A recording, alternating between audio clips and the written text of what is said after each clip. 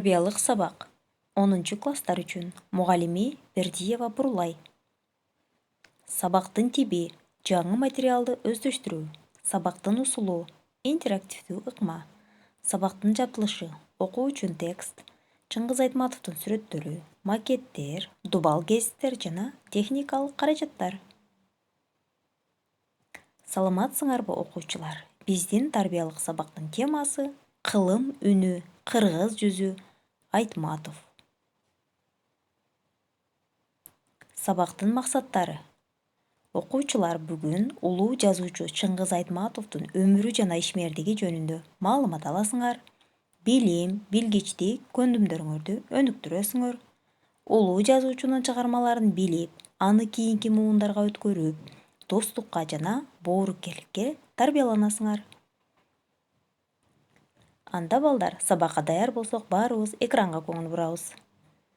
Кыргыз элинин улуу жазуучусу Айтматов Чыңгыз Төрөкулович 1928 жылы 12 декабрда азыркы Кыргыз Республикасынын Талас облусунун Кара Буура районундагы Шекер айылында мамлекеттик кызматкердин үй бүлөсүндө туулган. Ал кезде Шекер айылы СССРдин, РСФСРдин, Кыргыз АССРнин Талас кантонунда болчу. Чоң атасы Айтмат Кыргыздын Кытай уруусунан чыккан бай кишинин уулу болгон.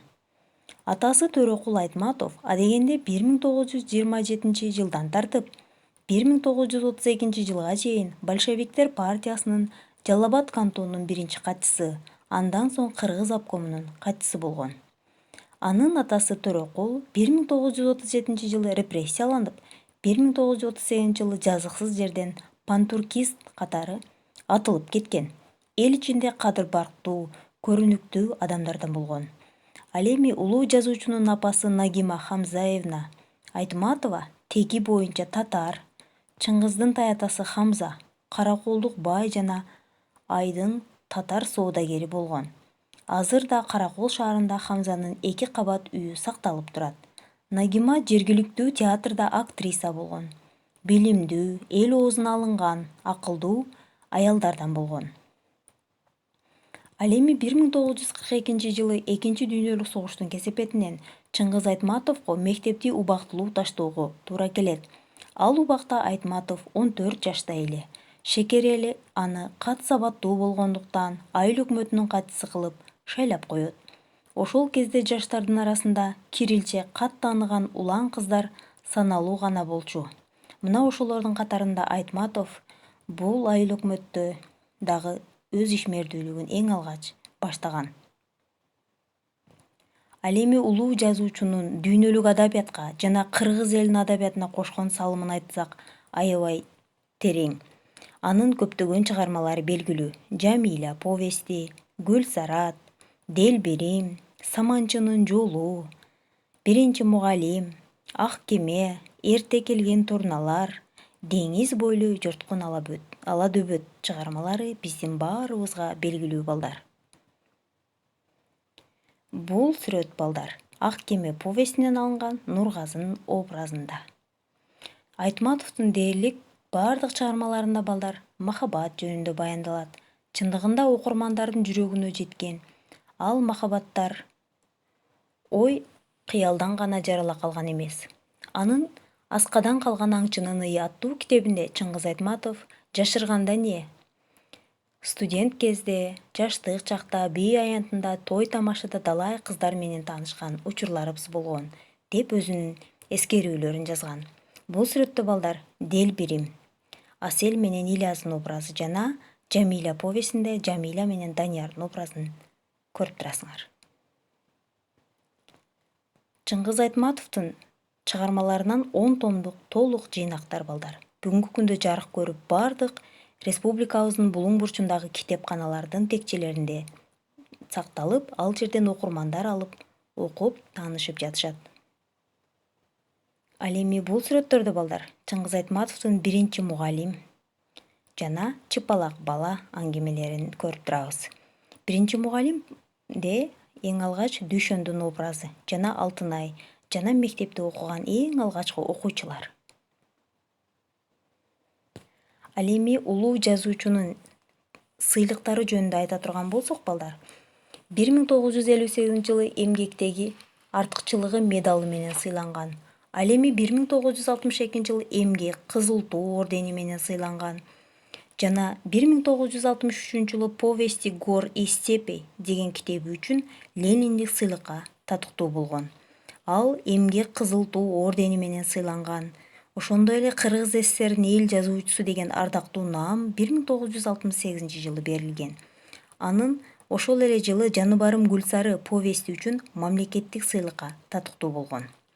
Ал эми Ленин ордени менен 1971-жылы сыйланган. Крупская атындагы медаль менен сыйланган. 1975-жылы Манас атанын Ак кар, көк музу очерки үчүн Огонек журналынын сыйлыгы ыйгарылган. Ал эми өзүнүн Эрте келген турналар аттуу повести үчүн Кыргыз ССРнин Токтогул атындагы мамлекеттик сыйлыгы 1976-жылы ыйгарылган. Жана Ак кеме в повести жана ал боюнча жазылган көркөм фильмдин сценарийи үчүн СССРдин мамлекеттик сыйлыгы 1977-жылы ыйгарылган. Ленин ордени жана Орок жана Балка алтын медалы 1978-жылы Социалисттик эмгектин баатыры деген наамдар ыйгарылган. Улуу жазуучунун көптөгөн чыгармалары дүйнөлүк адабиятта өз ордун таап, бүгүнкү күндө дагы актуалдуулугун жоготкон жок.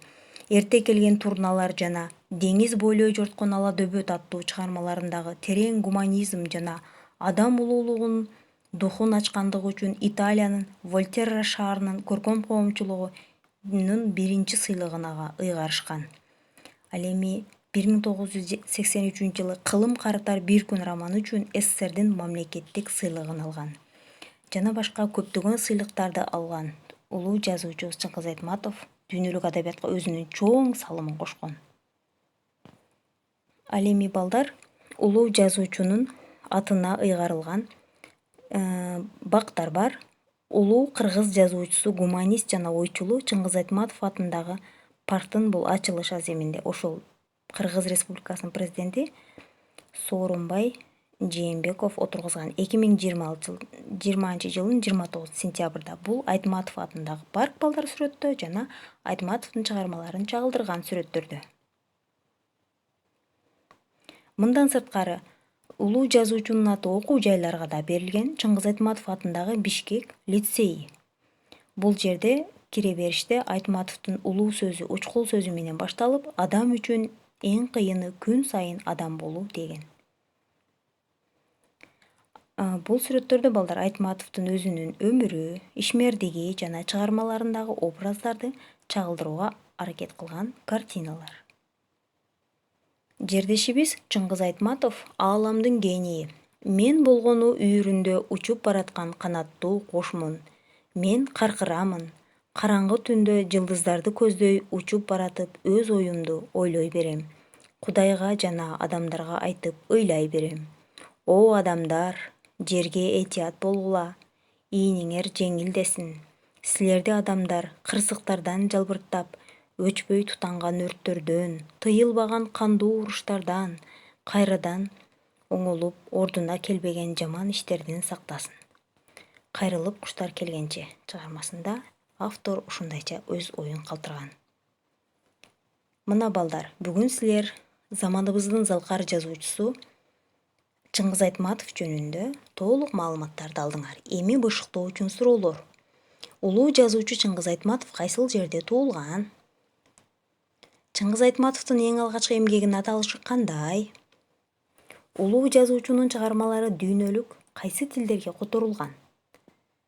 Мына балдар, эми баарыбыз үйгө тапшырманы алабыз. Ааламдын алып жазуучусу Чыңгыз Айтматов темасында баарыбыз чакан тил баян жазып келебиз. Анда балдар баарыңар саламатта барыңар.